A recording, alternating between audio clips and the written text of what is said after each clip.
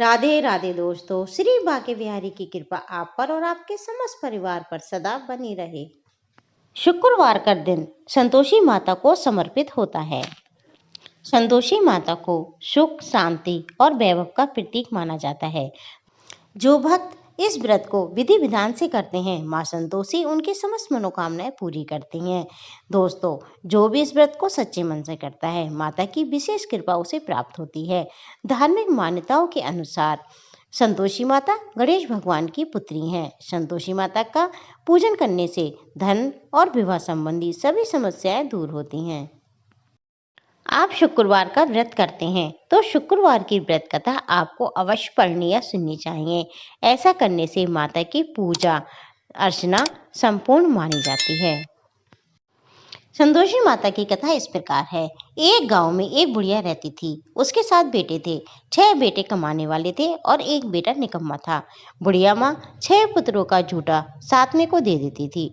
7वां पुत्र एक दिन अपनी पत्नी से बोला, देखो मेरी माता का मुझ पर कितना प्रेम है। वे बोली, क्यों नहीं, सबका झूठा बचा हुआ तुमको खिलाती हैं।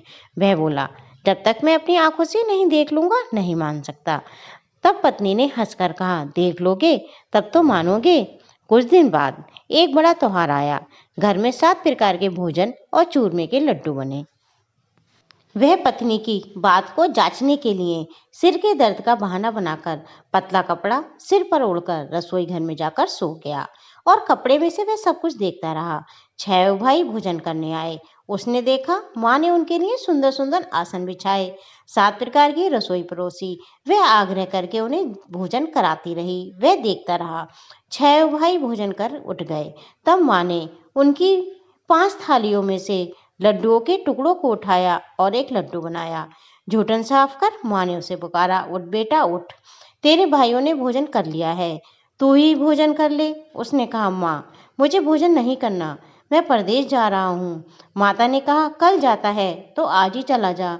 वह बोला, आहा आज ही जा रहा हूँ। ये कहकर वह घर से निकल गया। अब चलते समय उसे पत्नी की याद आई। वह गौशाला में कंडे थाप रही थी। वहां जाकर वह बोला, मेरे पास तो कुछ नहीं है, ये अंगूठी है, सो ले लो और अपनी निशानी मुझे दे दो। वह बोली, मेरे पास क्या है, ये गोबर भरा हाथ है। ये कहकर पत्नी ने उसकी पीठ पर गोबर के हाथ की थाप मार दी।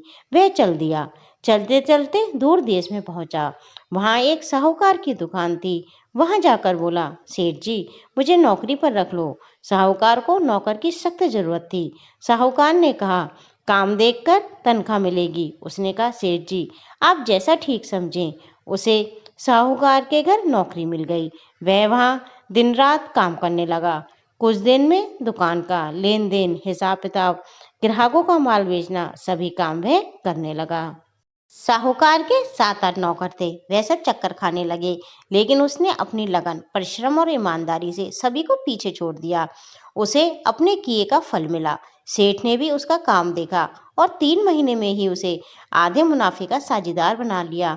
परिश्रम करते करते 12 वर्ष में ही वह नगर का नामी सेठ बन गया और सेठ अपना सारा कारोबार उस पर छोड़कर बाहर चला गया। उधर उसकी पत्नी पर क्या बीती वह सुने। सास ससुर उसे दुख देने लगे। गृहस्थी का सारा काम करवाकर उसे लकड़ी लेने जंगल में भेजते। इस बीच घर की रोटी के आटे से जो भूसी निकलती, उसकी रोटी बनाकर रख दी जाती और फूटे नारियल की नरेली में पानी दिया जाता। इस तरीके से काफी दिन बीतने लगे। एक दिन जब वह जंगल में लकड़ी लेने जा रही थी, तब उसे रास्ते में बहुत सी स्त्रियां संतोषी माता का व्रत करती दिखाई दी। वहां वह खड़ी होकर पूछने लगी, बहनों तुम किस देवता का व्रत करती हो? इसे करने से क्या फल होता है? इस व्रत करने की क्या विधि है? यदि तुम अपने व्रत का विधान मुझे समझाकर कहोगी तो मैं तुम्हारा बड़ा एहसान मानूंगी। उसमें से एक स्त्री बोली, सुनो, ये संतोषी माता का व्रत है। इसे करने से निर्धनता, दरिद्रता का नाश होता है, लक्ष्मी आती है, मन की चिंताएं दूर होती हैं, मन को प्रसन्नता और शांति मिलती है, निपुति को पुत्र मिलता है, प्रियतम बाहर गया हो तो शीघ्र लौट आता है, कुंवारी कन्या को मनपसंद वर मिलता है, चलता मुकदमा खत्म हो जाता है, गृह कलेश की निवृत्ति हो, सुख शांति होती है, घर में धन जमा हो, धन जायदाद का लाभ होता है तथा और भी जो कुछ कामना हो सब संतोषी माता की कृपा से पूरी हो जाती हैं। इसमें कोई भी संदेह नहीं है। वह पूछने लगी, ये व्रत कैसे किया जाता है, ये भी बताओ तो बड़ी कृपा होगी। वह स्त्री कहने लगी, बिना परेशानी, श्रद्धा और प्रेम से जितना भी बन सके प्रसाद देना। 5.25 पैसे से 5.25 आने, इससे भी ज्यादा शक्ति और भक्ति के अनुसार गुड़ और चना लेना। हर शुक्रवार को निराहार रहकर कथा कहना और सुनना। इसके बीच में क्रम नहीं टूटना चाहिए। लगातार नियम पालन के करना। सुनने वाला कोई न मिले तो घी का दीपक जलाकर उसके आगे जल के पात्र को रख कथा कहना, परंतु नियम ना टूटे। जब तक कार्य सिद्ध ना हो नियम पालन करना। कार्य सिद्ध हो जाने पर व्रत का उद्यापन करना। 3 मास में माता फल प्रदान करती हैं। यदि किसी के ग्रह खोटे हों तो माता 1 वर्ष में अवश्य कार्य को सिद्ध कर देती हैं। कार्य सिद्ध होने पर उद्यापन करना चाहिए, बीच में नहीं। उद्यापन में 2.5 सेर आटे का खाजा, इसी के अनुसार से खीर तथा साग लेना। 8 बच्चों को भोजन कराना। जहाँ तक मिले देवर जेठ भाई बंधु कुटुंब के लड़के लेना, ना मिले तो रिश्तेदारों और पड़ोसियों के लड़के बुलाना। उन्हें भोजन करा यथाशक्ति दक्षिणा दे। माता का नियम पूरा करना। ध्यान रखना उस दिन घर में कोई खटाई ना खावे। ये सुन वह वहां से चल दी। रास्ते में लकड़ी के बोझ को बेच दिया। उन पैसों से गुड़ चना लेकर माता के व्रत की तैयारी की और आगे चलने लगी। रास्ते में संतोषी माता के मंदिर में जा माताश्री के चरणों में लौटने लगी। विनती करने लगी, माँ मैं निमठ मूर्ख हूँ, दीन हूँ, व्रत के नियम कुछ नहीं जानती। माँ मैं बहुत दुखी हूँ, हे माता मेरा दुख दूर कर, मैं तेरी शरण में हूँ। माता को दया आई। एक शुक्रवार बीता कि दूसरे शुक्रवार को ही उसके पति का पत्र आया। तीसरे शुक्रवार को उसका भेजा हुआ पैसा आ पहुंचा। ये देखकर जेठानी मुंह सुकोड़ने लगी। इतने दिनों में इतना पैसा आया, इसमें क्या बड़ाई है। लड़के ताने देने लगे। काकी के पास अब तो पत्र आने लगे, रुपया आने लगा। अब तो काकी की खातिर बढ़ेगी। अब तो काकी बुलाने से तो नहीं बोलेगी। बेचारी सरलता से कहती, भैया पत्र आवे रुपया आवे हम सभी के लिए अच्छा है।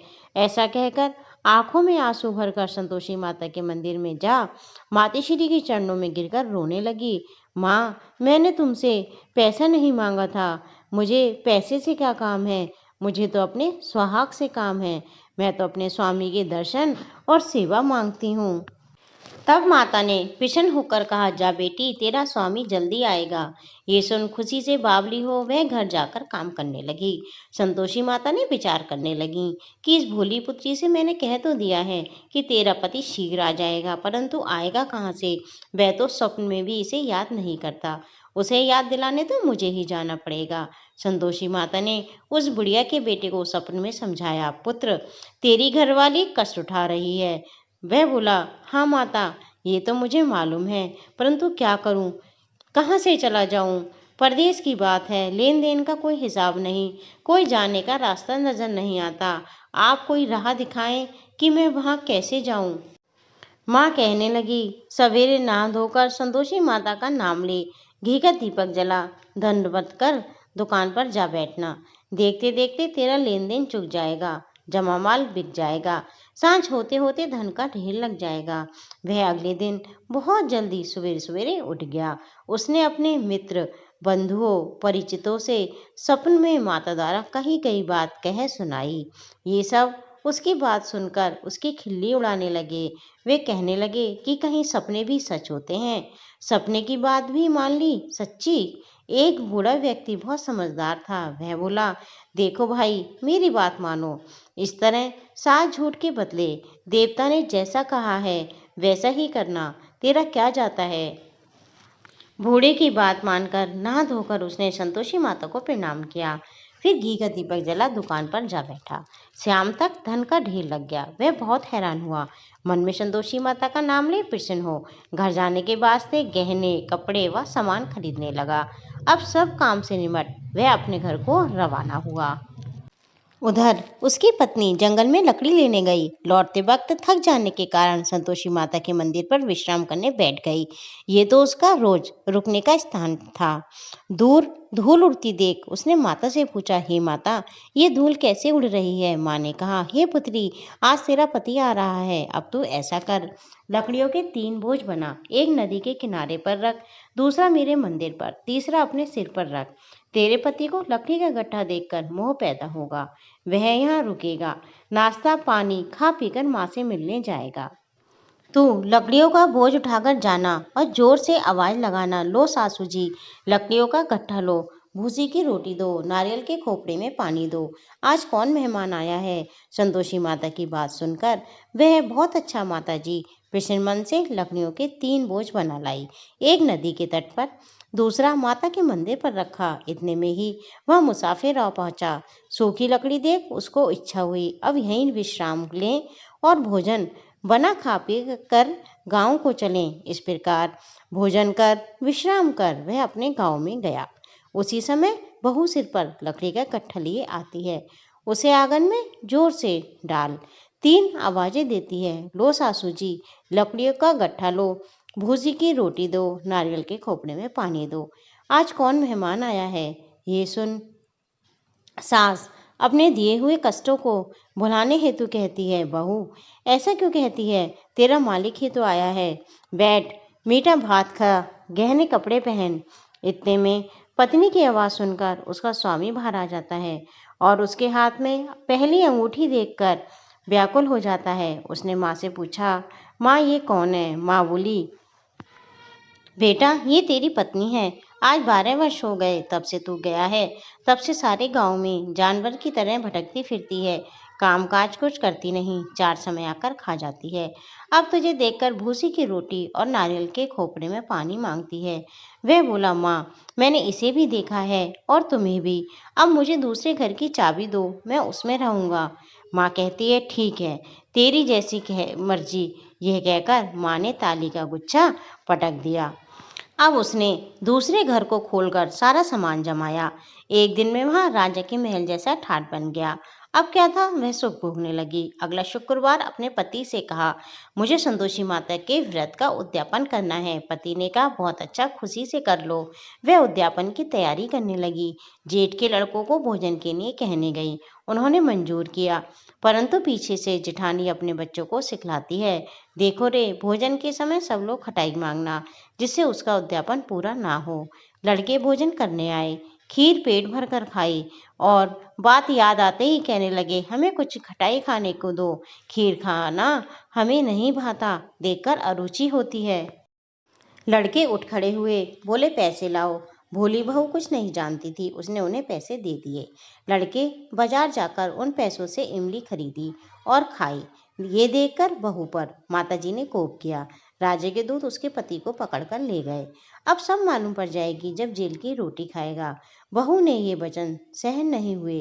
वह संतोषी माता के मंदिर में गई और कहने लगी, माँ तुमने ये क्या किया? हंसाकर क्यों रुलाने लगी? तब माता बोली, पुत्री तूने मेरा व्रत भंग किया, इतनी जल्दी सारी बातें भुला दी।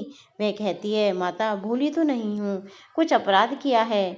ना कुछ अपराध किया है, मुझे तो लड़कों ने भूल में डाल दिया, मुझे क्षमा करो माँ। माँ बोली, ऐसी भूल भी कहीं होती है? वह बोली, अब कोई भूल नहीं करूँगी माँ। अब बताओ मेरे पति कैसे आएंगे? माँ बोली, पुत्री जा, तेरा पति तुझे रास्ते में आता मिलेगा। बहन मंदिर से निकलकर बाहर आई तो रास्ते में उसे अपना पति आता हुआ मिला। उसने पूछा, तुम कहाँ गए थे? वह बोला, इतना धन जो कमाया है उसका टैक्स राजा ने मांगा था, वह भरने गया था। वह प्रसन्न होकर बोली, भला हुआ, अब घर को चलो। फिर अगला शुक्रवार आया। वह बोली, मुझे माता का उद्यापन करना है। पति ने कहा, ठीक है, करो। वह फिर जेठ के लड़कों को भोजन के लिए कहने गई। जिठानी ने लड़कों को सिखा दिया कि तुम पहले की तरह खटाई मांगना। लड़के भोजन करने बैठे, लेकिन भोजन करने से पहले ही कहने लगे, हमें खीर पूरी नहीं खा भाती, जी बिगड़ता है, कुछ खटाई खाने को दो। बहू बोली, खटाई खाने को नहीं मिलेगी, खाना हो तो खाओ। उसने उन्हें उठकर चले जाने पर उसने ब्राह्मण के लड़के बुलाकर भोजन करवाया। दक्षिणा की जगह उन्हें एक एक फल दिया। इससे संतोषी माता प्रसन्न हो गई। माता की कृपा से 9 माह बाद उसको चंद्रमा के समान एक पुत्र प्राप्त हुआ। पुत्र को लेकर वह प्रतिदिन संतोषी माता के मंदिर को जाने लगी। माँ ने सोचा, ये रोज आती है, आज क्यों ना मैं इसके घर चलूं, इसका आसरा देखूं तो सही। ये विचार कर संतोषी माता ने भयानक रूप बनाया। गुड़ और चने से सना मुख, ऊपर से मुख सून के समान होठ, उस पर मक्खियां भिनभिना रही थीं। दहलीज में पैर रखते ही उसकी सास चिल्लाई, देखो रे, कोई चुड़ैल डाकनी चली आ रही है, लड़कों से भगाओ नहीं तो किसी को खा जाएगी। बहू रोशनदान से देख रही थी। वह प्रसन्न हो उठी, आज मेरी माता जी मेरे घर आई हैं। ये कहकर वह दूध पीते हुए बच्चे को गोद से उतार देती है। इस पर उसकी सास को बड़ा क्रोध आया। वह बोली, मरी क्या उतावली हुई है जो बच्चे को ही पटक दिया। इतने में माँ के प्रताप से जहाँ देखो वहाँ लड़के ही लड़के नजर आने लगे। वह बोली, माँ जी, मैं जिनका व्रत करती हूँ ये वही संतोषी माता हैं।